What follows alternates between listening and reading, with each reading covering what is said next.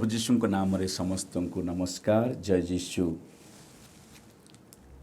प्रिय भाई और भौणी माने, आमर प्रभु जीशु ख्रीष्टंकर अनुग्रह तुम समस्तंकर सहवर्ती हेउ। आमेन।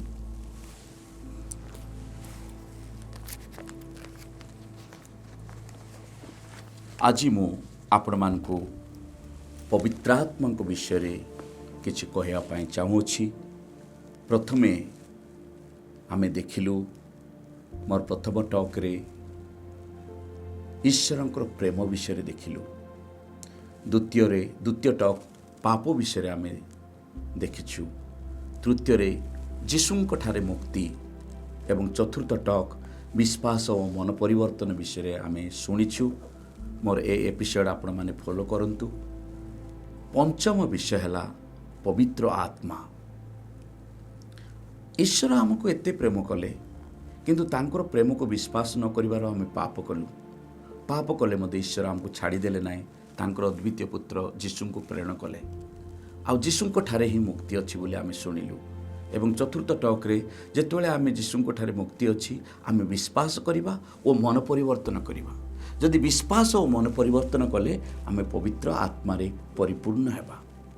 वर्तमान आमे देखिबा पवित्र आत्मा किए। ता पूर्वरु आमे पवित्र बाइबल अध्ययन करिबा। जॉन लिखित सुसमाचार 14 अध्याय 15 रु 17 जाय आमे पढ़िबा। पवित्र आत्मांकर प्रतिश्रुति, तुम्भे माने जदि मते प्रेम कर तेबे मोर सकल आज्ञा पालन करिबो। मो पितांक निकट प्रार्थना करिबी एवं से तुमानको चिर सहवर्ती हेबा लागी तुम्भ मानकु अन्य एक सहायक देबे। ऐसे ही सत्य आत्मा जहांकु जगत ग्रहण करि पारे नाही, कारण जगत तांकु देखे नाही किंबा जाने नाही। तुमे माने तांकु जानुअछ, कारण से तुमମାନଙ୍କ सहित अछंती ओ तुमମାନଙ୍କ अंतर रे से विराजमान रहिबे। प्रभुंकर सुसमाचार। हे प्रभु जीशु ख्रीष्ट, तुमरी प्रशंसा हेउ। छोट बेले जेतेबेले थिली, छोट जेतेबेले मु थिली, पवित्र आत्मा किए बोले मु चढ़े बोली कहली। मु जेतेबेले हाई स्कूल पढ़िली, पवित्र आत्मा किए बोली कहबारु मु सेतले संक्षेप बाइबल टिके टिके पढ़ुथाए। मु कहली पवित्र आत्मा पवित्र त्रैकर तृतीय व्यक्ति बोली कहली। आ जेतेबेले मु सेमिनार रे पाठ पढ़िली, सेतेबेले मु अनुभव कली आ जानिली पवित्र आत्मा ईश्वर बोली जानिली। होली स्पिरिट इज गॉड बोली मु जानिली। आ जेतेबेले नेशनल लेवल रे स्क्रिप्चर मैजिस्टेरियम एवं अन्यान्य शिक्षा मुझे जेतेबेले पढ़िली, पवित्र आत्मा विषय जेतेबेले मु टिके स्पेशलाइजेशन कली, से समय मु जानिली पवित्र आत्मा किए। चारोटी विषय मु जानिली। Who is Holy Spirit? Holy Spirit is God. Holy Spirit is a person. Holy Spirit is the third person of the Holy Trinity and Holy Spirit is the voice of the church। मु आपण मान को कहया पई चाहे, आपण मान को जदि किए जदि पचारिबे पवित्र आत्मा किए कहिले, आपण माने प्रथम उत्तर हेबार अछि होली स्पिरिट, पवित्र आत्मा परमेश्वर अटंती। बाल्य अवस्था रे आमे जेतेबेले कि आमे संक्षेप पढुथिलु, पिता परमेश्वर की हाँ, पुत्र परमेश्वर की हाँ, पवित्र आत्मा परमेश्वर की हाँ बोली शिक्षा संक्षेप आमे ता जानी अच्छु। तेणुक मु आपण मान को कहया पाई चाहे पवित्र आत्मा परमेश्वर अटंती। Holy Spirit is God himself. द्वितीय रे पवित्र आत्मा एक व्यक्ति अटंती। एटा मु जानी नथिली। धीरे धीरे जेतोले बाइबल अध्ययन कली, बाइबल विषय ट्रेनिंग पाइली from the ITCI International Theological Commission रु। आउ जेतोले Federation of Asia Bishop Conference रे शिक्षा जाक मु प्राप्त कली, ନ୍ୟାସନାଲ୍ ଲେଭେଲ୍ରେ ଯେତେବେଳେ CBCI CCBIରେ କାମ କରିବାର ସୁଯୋଗ ପାଇଲି, ସେତେବେଳେ ଟ୍ରେନିଂ ପାଇଲି, ପାଠ ପଢ଼ିଲି, ବାଇବେଲ ବିଷୟରେ ଅଧ୍ୟୟନ କଲି, ରିସର୍ଚ୍ଚ ୱାର୍କ ହେଲା। ସେହି ସମୟରେ ମୁଁ ଜାଣିଲି ପବିତ୍ର ଆତ୍ମା ଜଣେ ବ୍ୟକ୍ତି, ସେ ଚଢ଼େଇ ନୁହନ୍ତି। ବାଲ୍ୟ ଅବସ୍ଥାର କଥା ମୁଁ କହିଥିଲି, ପବିତ୍ର ଆତ୍ମା ଜଣେ ଚଢ଼େଇ ବୋଲି, କପୋତ ବୋଲି। କିନ୍ତୁ ପବିତ୍ର ଆତ୍ମା, କପୋତ ଗୋଟେ ଚିହ୍ନ ତାଙ୍କର, କିନ୍ତୁ ପବିତ୍ର ଆତ୍ମା ଜଣେ ବ୍ୟକ୍ତି। ତାହା ଯୋହନ ଲିଖିତ ସୁସମାଚାର 14 ଅଧ୍ୟାୟ 17 ପଦରେ ତାହା ଆମେମାନେ ପାଇପାରିବା। ସେ ବୋଲିକି ଆମେ ତାହା ପାଇପାରିବା। ଲେଖା ଅଛି, ସେ ତୁମାନଙ୍କ ସହିତ ଅଛନ୍ତି ଏବଂ ତୁମାନଙ୍କ ଅନ୍ତରରେ ସେ ବିରାଜମାନ ରହିବେ। ଇଂଲିଶରେ ହି ଇଜ୍ ଏ ପର୍ସନ୍। ତେଣୁ କରିକି ପ୍ରିୟ ଭାଇ ଭଉଣୀମାନେ, ପବିତ୍ର ଆତ୍ମା ଜଣେ ବ୍ୟକ୍ତି ଅଟନ୍ତି। ତୃତୀୟରେ, ପବିତ୍ର ଆତ୍ମା ପବିତ୍ର ତ୍ରୈକର ତୃତୀୟ ବ୍ୟକ୍ତି ଅଟନ୍ତି। ପିତା ପରମେଶ୍ୱର ପ୍ରଥମ ବ୍ୟକ୍ତି, ପୁତ୍ର ପରମେଶ୍ୱର ଦ୍ୱିତୀୟ ବ୍ୟକ୍ତି ଏବଂ ପବିତ୍ର ଆତ୍ମା ପରମେଶ୍ୱର ତୃତୀୟ ବ୍ୟକ୍ତି। ଏବଂ ପବିତ୍ର ଆତ୍ମା ମଣ୍ଡଳୀର ସ୍ୱର ଅଟନ୍ତି। Holi spirit is the voice of the church. When I studied the magisterium specialized in the documents, ସେହି ସମୟରେ ହିଁ ଚର୍ଚ୍ଚର ଡକୁମେଣ୍ଟ ଯାକ ପଢ଼ିଲା ପରେ ମୁଁ ଜାଣିଲି ପବିତ୍ର ଆତ୍ମା ମଣ୍ଡଳୀର ସ୍ୱର। ତାହା କିନ୍ତୁ ବାଇବେଲରେ ତାହା କିପରି ଭାବରେ ବାଇବେଲରୁ ତାହା ନିଆଯାଇଛି, ଆମେ ଦେଖିବା କେମିତି ବାଇବେଲରୁ ଆମେ ତାହା ପାଇପାରିବା। ପବିତ୍ର ଆତ୍ମା ମଣ୍ଡଳୀର ସ୍ୱର। ଆପଣମାନେ ଯଦି ପଢ଼ିବେ, ବାଇବେଲ ପଢ଼ିବେ, ପ୍ରକାଶନ ପୁସ୍ତକ 7 ଥର ପବିତ୍ର ଆତ୍ମା ମଣ୍ଡଳୀର ସ୍ୱର ବୋଲିକି ଲେଖା ଅଛି। ଯାହାର କର୍ଣ୍ଣ ଅଛି, ଆତ୍ମା ମଣ୍ଡଳୀ ଗୁଡ଼ିକୁ ଯାହା କହୁଛି ସେ ଶ୍ରବଣ କରୁ। Those who have an ear, listen what the Spirit is saying to the churches. 7 ଥର ଲେଖା ହେଇଛି। ପ୍ରକାଶନ ପୁସ୍ତକ 2:7, ପ୍ରକାଶନ ପୁସ୍ତକ 2:11, ପ୍ରକାଶନ ପୁସ୍ତକ 2:17, ପ୍ରକାଶନ ପୁସ୍ତକ 2:29, ପ୍ରକାଶନ ପୁସ୍ତକ 3:6, ପ୍ରକାଶନ ପୁସ୍ତକ 3:13, ପ୍ରକାଶନ ପୁସ୍ତକ 3:22ରେ 7 ଥର ଲେଖା ହେଇଛି, ଯାହାର କର୍ଣ୍ଣ ଅଛି, ଆତ୍ମା ମଣ୍ଡଳୀ ଗୁଡ଼ିକୁ ଯାହା କହୁଛି ସେ ଶ୍ରବଣ କରୁ। ତେଣୁକରି ପବିତ୍ର ଆତ୍ମା ମଣ୍ଡଳୀର ସ୍ୱର ଅଟନ୍ତି। ତେଣୁକରି ପ୍ରିୟ ଭାଇ ଓ ଭଉଣୀମାନେ, ଆମେ ପବିତ୍ର ଆତ୍ମାଙ୍କର ସ୍ୱର ଶୁଣିବାକୁ ପଡ଼ିବ, ପବିତ୍ର ଆତ୍ମାକୁ ଶୁଣିବାକୁ ପଡ଼ିବ। ତାହେଲେ ଆମେ ଚର୍ଚ୍ଚ କ'ଣ କହୁଛି ଆମେ ଶୁଣିବା, ଆମେ ଜାଣିବା। ଫାଦର ସିଷ୍ଟରମାନେ କ'ଣ କହୁଛନ୍ତି ଆମେ ଶୁଣିବା, ଆମେ ତାକୁ ପାଳନ କରିବା। ବିଶପ୍ କ'ଣ କହୁଛନ୍ତି, ଆମେ ଫାଦର ସିଷ୍ଟରମାନେ ଆମେ ଶୁଣିବା, ମନେ ରଖିବା। ଆଉ ତେଣୁ କରିକି ପ୍ରଚାରକ ଆଜ୍ଞା କ'ଣ କହୁଛନ୍ତି ତାହା ଆମେ ଶୁଣିବା। ବାପା ମା ପିଲାମାନଙ୍କୁ କ'ଣ କହୁଛନ୍ତି ଶୁଣିବା। This listening is very very important in the family. ପରିବାରରେ ବାପା ମାଆର କଥା ପୁଅ ଝିଅ ଶୁଣିବାର ଅଛି। ବଡ଼ ଭାଇ ଭଉଣୀର କଥା ସାନ ଭାଇ ଭଉଣୀମାନେ ଶୁଣିବାର ଅଛି।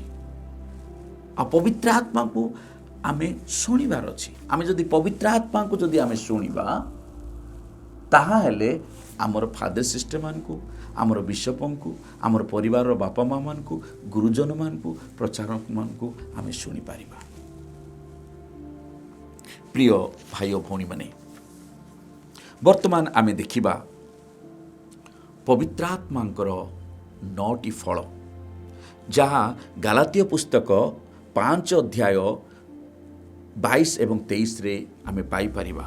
ପବିତ୍ର ଆତ୍ମାଙ୍କର 9ଟି ଫଳ ହେଲା ପ୍ରେମ, ଆନନ୍ଦ, ଶାନ୍ତି, ସହଭାଗିତା, ଦୟା, ବଦାନ୍ୟତା, ବିଶ୍ୱସ୍ତତା, ଶିଷ୍ଟତା ଓ ଆତ୍ମସଂଯମ। ଏଇଟା ଆମେ ସମସ୍ତେ ବାଇବେଲରୁ ଜାଣିଛୁ। କିନ୍ତୁ ମୁଁ ଯେତେବେଳେ ପଢ଼ୁଥାଏ ବାଇବେଲ, ଏଇଟା ମୁଁ ଘୋଷି ଦେଉଥାଏ। କିନ୍ତୁ ପବିତ୍ର ଆତ୍ମାଙ୍କର ଫଳ ଦ୍ୱାରା ଆମେ କ'ଣ ହେଇଥାଉ, ସେଇଟା ମୁଁ କେବଳ ଯେତେବେଳେ ବାଇବେଲରେ ମୁଁ ସ୍ୱତନ୍ତ୍ର ଭାବରେ ପାଠ ପଢ଼ିବାକୁ ପାଇଲି, ନ୍ୟାସନାଲ୍ ଲେଭେଲରେ ଯେତେବେଳେ ସ୍ୱତନ୍ତ୍ର ଭାବରେ ଷ୍ଟଡି କଲି, ସେହି ସମୟରେ ହିଁ ମୁଁ ଜାଣିପାରିଲି ଏଇ 9ଟି ଫଳ ଦ୍ୱାରା ଆମେମାନେ ପବିତ୍ର ହେଇଥାଉ। This 9 fruit for what? এই 9ଟି ଫଳ ଦ୍ୱାରା, এই 9ଟି ଫଳ ଆମକୁ ପବିତ୍ର କରେ, ଟୁ ଗ୍ରୋ ଇନ୍ ହୋଲିନେସ୍। এইটা ଆମେ ସମସ୍ତେ ଆଜି ଘରେ ଘରେ ଚର୍ଚ୍ଚା କରିବା ଯେ ଏଇ 9ଟି ଫଳ ଦ୍ୱାରା ଆମେ ପବିତ୍ର ହେଇଥାଉ। ବର୍ତ୍ତମାନ ଦେଖିବା ଆମେ ପବିତ୍ର ଆତ୍ମାଙ୍କର 9ଟି ଉପହାର, the 9 gifts of the Holy Spirit, Isaiah chapter 11 verse 1 to 5। ପବିତ୍ର ଆତ୍ମାଙ୍କର 9ଟି ଉପହାର ଯିଶାୟ ପୁସ୍ତକ 11 ଅଧ୍ୟାୟ 1ରୁ 5ରେ ଆମେ ତାହା ପାଇବା। ପ୍ରଜ୍ଞା, ବୁଝିବାର ଶକ୍ତି, ଜ୍ଞାନର ଶକ୍ତି, ନୀତିନିଷ୍ଠ ଅନୁଯାୟୀ ସେ ଦରିଦ୍ରମାନଙ୍କର ବିଚାର କରିବେ, ଇକ୍ୱିଟି ବୋଲି କହନ୍ତି, ଆବିଲିଟି ଟୁ ଟ୍ରିଟ୍ ଇକ୍ୱାଲି। ପଞ୍ଚମ ହେଲା ଉପଦେଶର ଶକ୍ତି, କାଉନସେଲ୍ ବୋଲି କହନ୍ତି, piece of advice Bai elders and experts. 6 ହେଲା ବିଶ୍ୱସ୍ତତାର ଶକ୍ତି। ସପ୍ତମ ଶକ୍ତିର ଆତ୍ମା। ଅଷ୍ଟମ ନୈତିକତାର ଆତ୍ମା ଏବଂ ନବମ ପ୍ରଭୁଙ୍କ ପ୍ରତି ଭୟଭକ୍ତିର ଆତ୍ମା। এই 9ଟି ଫଳ, 9ଟି ଉପହାର ଦ୍ୱାରା ଆମେ କ'ଣ ହେଇଥାଉ? এই 9ଟି ଉପହାର ଦ୍ୱାରା ସମାଜରେ ମନୁଷ୍ୟ ପରି ଆମେ ବଞ୍ଚିଥାଉ।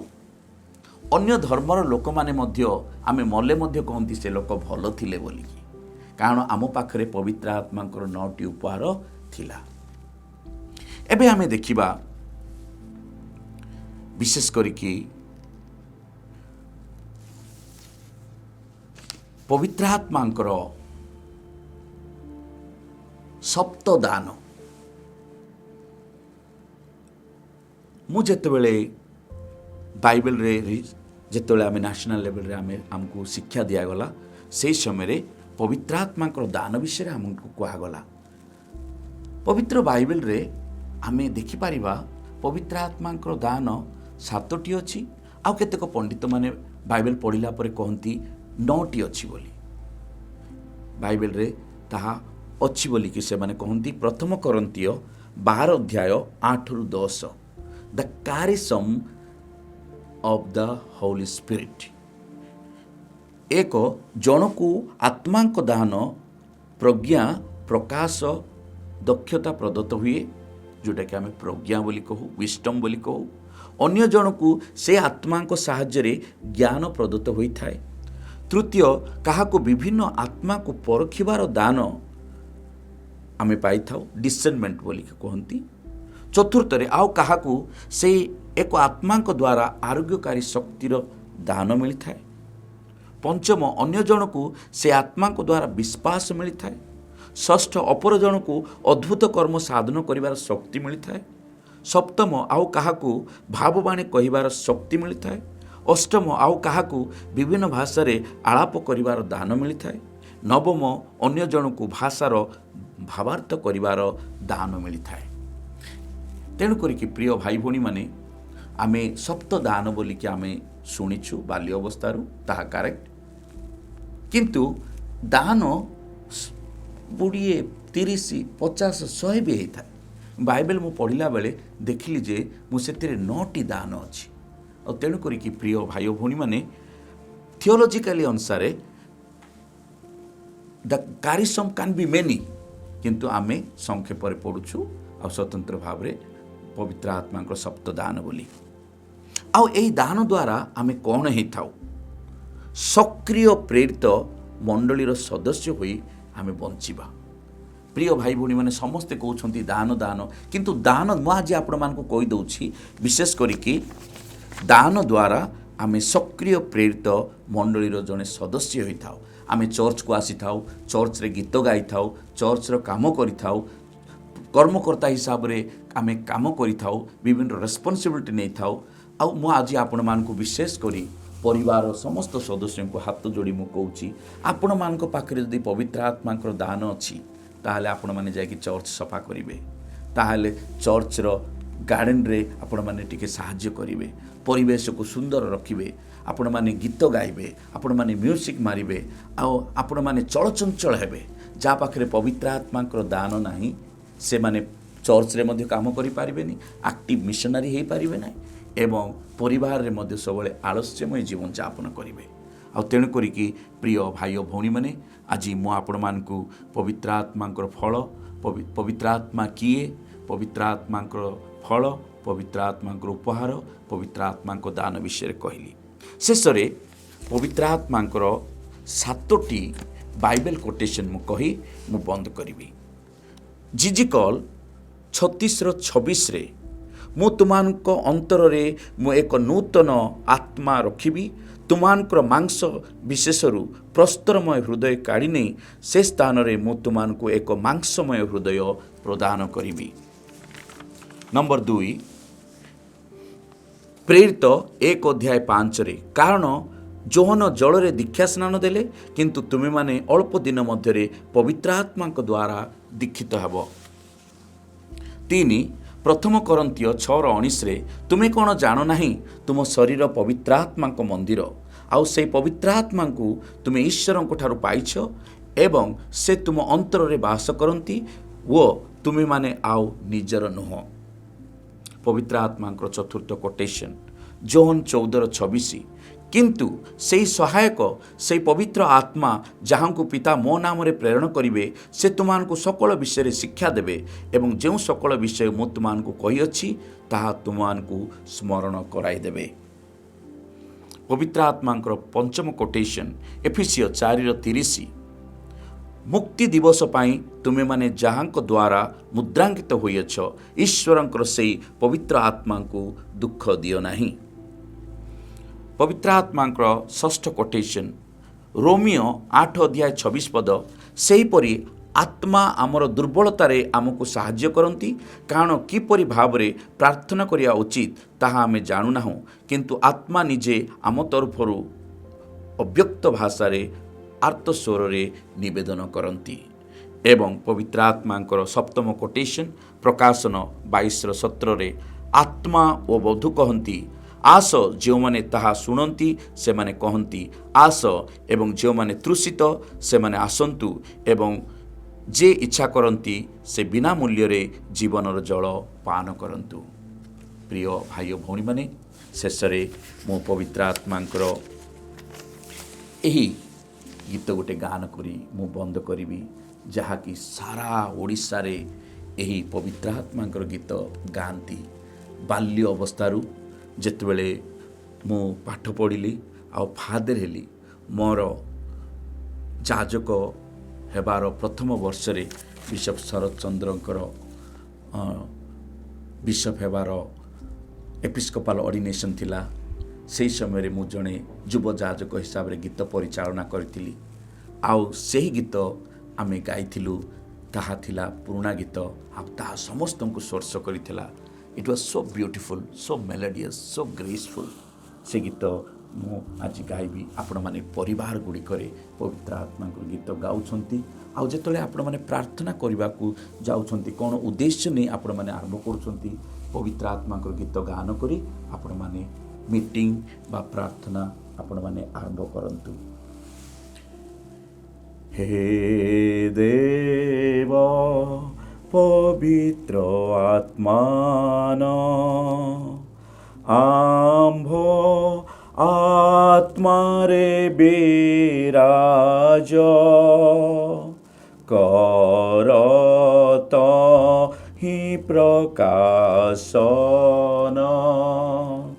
तुम्भर प्रेमर तेज दुखी मानंकर पिता दीन मानंकर धन आत्मा मानंक सत्यता विश्वासी मानंक ज्ञान हे देव पवित्र आत्मान आम्भ आत्मारे बिराज कर तहि प्रकाशन